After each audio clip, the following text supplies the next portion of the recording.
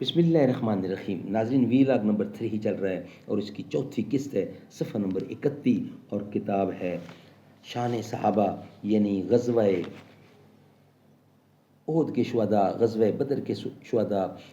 Number 1 پہ حضرت مصعب بن عمیر کا ویلاگ ہم آپ کے سامنے رکھ رہے تھے۔ نمبر 2 حضرت امیر معاویہ، حضرت امیر حمزہ رضی اللہ، اور یہ تیسرا ویلاگ ہے جو ہم آپ کے سامنے رکھ رہے ہیں حضرت عباس بن عبد المطلب کا،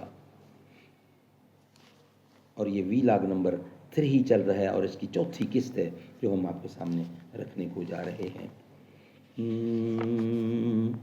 نشہ پلا کے گرانا تو سب کو آتا ہے، مزہ تو تب ہے کہ گرتوں کو تھام لے ساکی، ستاروں سے آگے جہاں اور بھی ہیں، ابھی عشق کے امتحان اور بھی ہیں، تیرے عشق کی انتہا چاہتا ہوں، میری سادگی دیکھ کیا چاہتا ہوں۔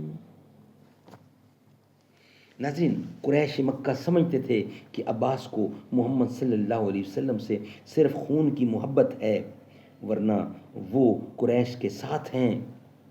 اسی بنا پر انہوں نے بدر کی لڑائی کے موقع پر ان کو مجبور کیا کہ مسلمانوں سے لڑیں۔ مجبوراً عباس اس لڑائی میں شریک ہوئے، لیکن نبی برحق صلی اللہ علیہ وسلم اچھی طرح جانتے تھے کہ عباس کا اس وقت کیا مقام ہے، اس لیے آپ نے صحابہ کرام کو ہدایت فرمائی تھی کہ عباس لڑائی کے دوران سامنے آ جائیں تو قتل نہ کیے جائیں۔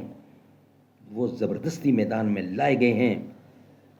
جنگ بدر میں اللہ تعالیٰ نے مسلمانوں کو کامیابی دی، عباس گرفتار ہوئے۔ اتفاق سے بدن میں رسیاں اس قدر کس کر باندھ دی گئیں کہ اس کی تکلیف سے کرہنے لگے۔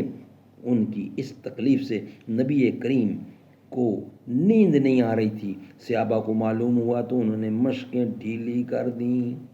حضور کو عباس سے جو محبت تھی اس کا ایک طرف عالم یہ تھا جو اوپر کی چند سطروں سے معلوم ہوتا ہے، لیکن جب فدیہ لے کر قیدیوں کو چھوڑنے کا مسئلہ پیش آیا تو عباس سے بھی ایک بھاری رقم طلب کی گئی۔ اس کے جواب میں حضرت عباس نے اپنا یہ عذر پیش کیا کہ میں دل سے پہلے ہی مسلمان ہو چکا تھا، مشرکین نے زبردستی مجھ کو اس جنگ میں گھسیٹا۔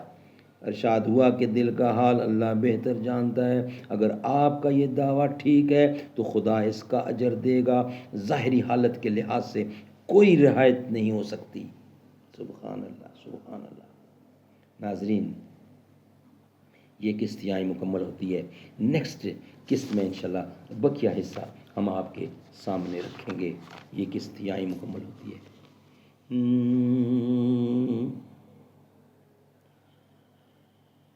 یہ سبق کس نے پڑھایا خاص اپنے در کا، خاص اپنے در کا رکھا تو نے اے مولا مجھے، خاص اپنے در کا رکھا تو نے اے مولا مجھے، یوں نہیں در در پھیلایا، یوں نہیں در در پھرایا،